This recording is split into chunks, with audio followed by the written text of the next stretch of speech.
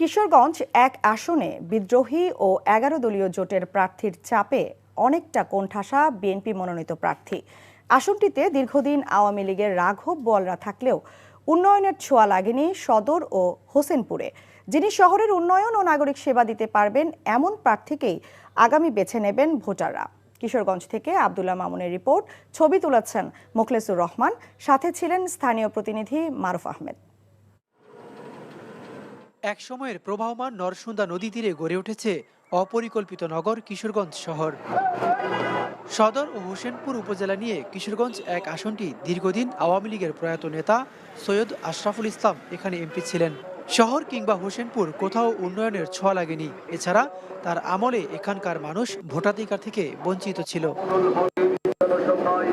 অপরিকল্পিত নগর, সরু রাস্তা, ঘনবসতি সব মিলে অনেকটা অবহেলিত জনপদ কিশোরগঞ্জ এক আসন।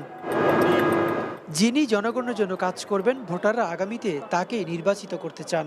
যানজট বেশি, লুটচিপা, একটা সিরিয়াস রুগী লয়ে গেলাম, ডেলিভারি রুগী লয়ে গেলাম, দেখা যাইতেছে যে যানজটের জন্য সদর যাইতে পারি না হাসপাতালে, তখন এত জাম, চিপা রাস্তা।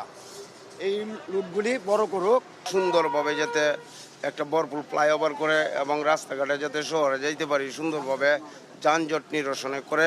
তবে গণভোট কি এ বিষয়ে সুস্পষ্ট ধারণা নেই তাদের। আমরা ভোটের অধিকার আমরা কেন্দ্র যাইতে পারছি না। অনেক সময় আমরা চাই শান্তিশিষ্টভাবে যাতে নির্বাচনটা হয়। আমরা চাই যে সুন্দর শৃঙ্খলভাবে যাতে ভোট কেন্দ্রে যেয়ে আমরা ভোট দিতে পারি। অন্যদিকে সকাল সন্ধ্যা প্রার্থীরা ছুটছেন ভোটারদের দ্বারে দ্বারে।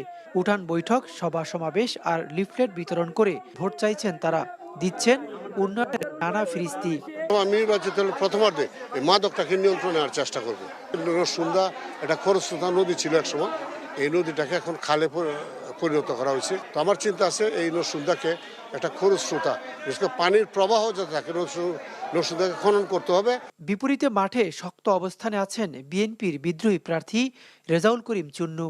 রাস্তা ঘাটের উন্নয়ন সর্বোপরি আমি সিদ্ধান্ত নিয়েছি এই বিশ্ব রোড থেকে প্রায় 5.5 কিলোমিটার কিশোরগঞ্জকে পার করে আমি একটা উড়াল সড়ক মৃতপ্রায় নরসুন্দা নদের উপর দিয়ে করতে চাই। বিএনপির ভোটের ভাগাভাগিতে জয়ের স্বপ্ন দেখছে 11 দলীয় জোটের প্রার্থী। মানুষ প্রচলিত ব্যবস্থার পরিবর্তন চায় দাবি করে তিনি বলেন, আগামীতে পরিবর্তনের পক্ষে রায় দিবে ভোটাররা। পুরনো ব্যবস্থাপনা যে দুই বড় দল তারা দেশ শাসনের নামে ওই সবগুলা ব্যবস্থাপনা